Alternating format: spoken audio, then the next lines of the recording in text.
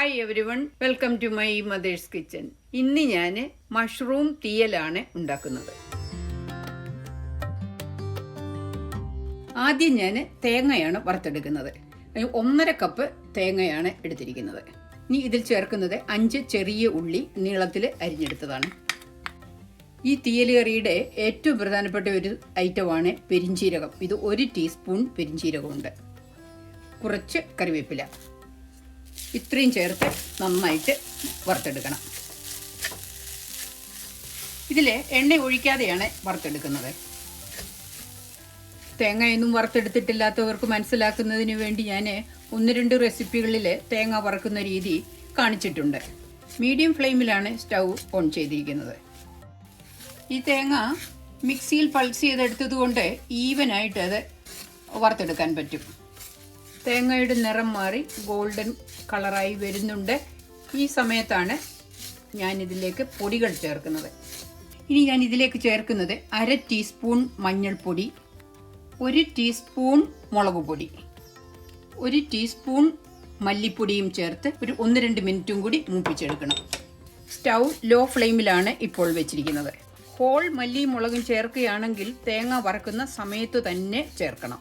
പൊടികൾ ചേർത്തതിന് ശേഷം ഒരു 2 മിനിറ്റ് വറുത്തിട്ടുണ്ട്. ഇനി ഞാൻ സ്റ്റൗ ഓഫാക്കുകയാണ്.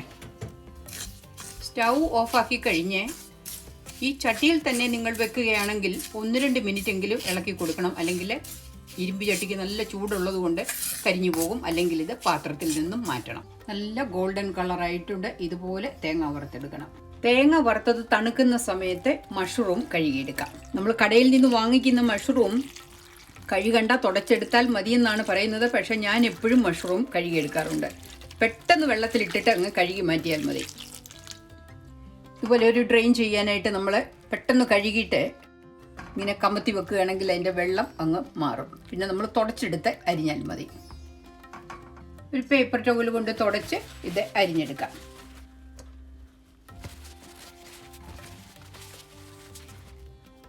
മഷ്റൂമിൻ്റെ സ്റ്റെമ്മും ഉപയോഗിക്കാൻ കൊള്ളാം. അത് കളയേണ്ട ആവശ്യമില്ല.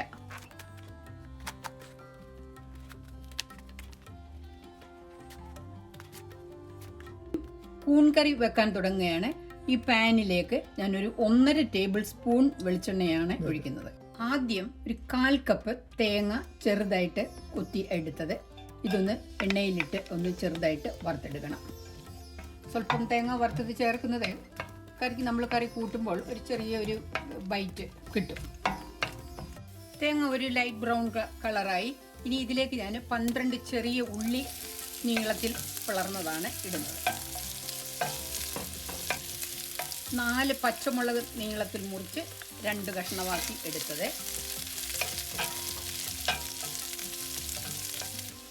ഇതിലേക്ക് ഞാൻ ഒരു ടൊമാറ്റോ ചെറുതായിട്ട് അരിഞ്ഞെടുത്തതാണ്. ഇത് പെട്ടെന്ന് വഴന്നെടുക്കാൻ വേണ്ടിയിട്ടാണ് തീരെ ചെറുതായിട്ട് അരിഞ്ഞിരിക്കുന്നത്. ഈ കറിയിൽ ഈ ടൊമാറ്റോ ചേർക്കുന്നത് ഒരു ചെറിയ പുളിരസം കൂടി കിട്ടും.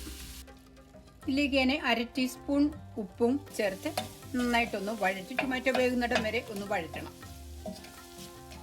ചെറിയ ഉള്ളിക്ക് പകരം സവോളയും എടുക്കാം. ടൊമാറ്റോ ഇട്ടതിന് ശേഷം ഒരു 2-3 മിനിറ്റ് ഞാൻ വഴറ്റി. ഇനിയും ഞാൻ മഷ്റൂം ഇതിലേക്ക് ചേർക്കുകയാണ്. ഇത് 500 ഗ്രാം മഷ്റൂമുണ്ട്. ഇത്രയും ഉണ്ടെന്ന് വരികയിൽ മഷ്റൂം മുഴുവൻ വെള്ളമാണ്. അതങ്ങ് അങ്ങ് ചെറുതാകും.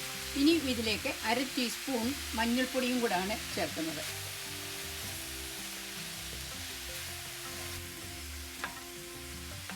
ഇതിലേക്ക് കുറച്ച് കറിവേപ്പിലയും കൂടി ചേർക്കുകയാണ്. ഇത് ഞാൻ എണ്ണയിൽ വറുത്ത് ഫ്രീസറിൽ വെച്ചിരുന്ന കറിവേപ്പിലയാണിത്. മഷ്റൂമിൽ വെള്ളം ഒഴിക്കേണ്ട ആവശ്യമില്ല. ആവശ്യത്തിന് വെള്ളം ഇറങ്ങി വരുന്നുണ്ട്. ഇനി ഇത് ഒരു 2-3 മിനിറ്റ് മൂടി വെച്ച് വേവിക്കണം. ഇടയ്ക്ക് തുറന്ന് ഇളക്കേണ്ട ആവശ്യമില്ല. മഷ്റൂം വെന്തിരിക്കും. മഷ്റൂം വേകുന്ന നേരത്തെ തേങ്ങ അരച്ചെടുക്കാം.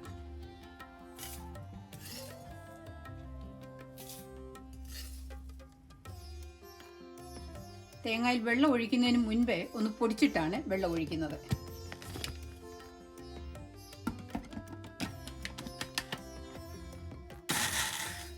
ഇതിന് ഒരുമാതിരി അരിഞ്ഞ നല്ല എണ്ണമയം പോലെ വന്നിട്ടുണ്ട്. തേങ്ങ വറുത്തെടുത്ത പാത്രം കഴുകിയെടുത്തതാണ്. കുറച്ചായിട്ട് ഒഴിച്ച് അരച്ചെടുക്കുക. ഇത് ഇതുപോലെ നല്ല ക്രീമി ആയിട്ട് അരച്ചെടുക്കണം. ഇനി കറിയിലേക്ക് ചേർക്കുന്നതിന് മുൻപേ ഞാൻ സ്വല്പം വെള്ളം ഒഴിച്ച് മിക്സ് ചെയ്തിട്ടാണ് കറിയിലേക്ക് ഒഴിക്കുന്നത്.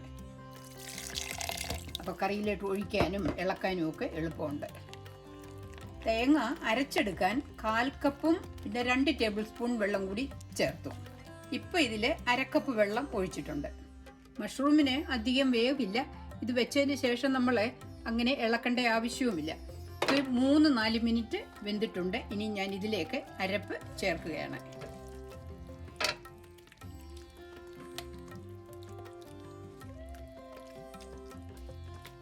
സ്വല്പം വെള്ളം കൂടി ഒഴിക്കാം.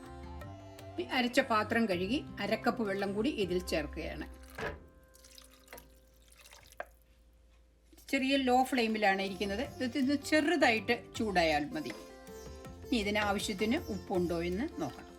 ഉപ്പ് കുറവായിരുന്നു. ഞാൻ ഒരു 1/2 ടീസ്പൂൺ ഉപ്പും കൂടി ചേർത്തു.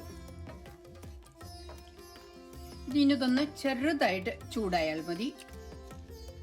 സ്വല്പം ഉപ്പും കൂടി വേണമെന്നാണ് തോന്നുന്നത്. 1/4 ടീസ്പൂൺ ഉപ്പും കൂടി ചേർക്കുകയാണ്.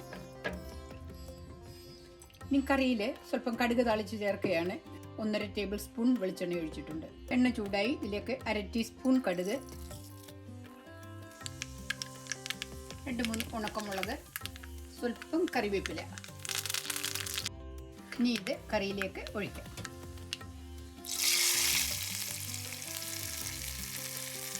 ഒഴിച്ചു കഴിഞ്ഞത് മൂടി വെക്കണം. അതിന്റെ മണം പുറത്തോട്ട് പോകാതിരിക്കാനായിട്ട് സാധാരണ കടുക് പൊട്ടിച്ചൊഴിച്ചു കഴിഞ്ഞാൽ കറി മൂടി വെക്കും.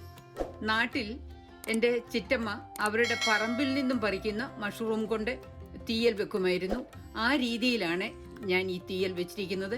നിങ്ങളും ഇതുപോലെ ഉണ്ടാക്കി നോക്കുക.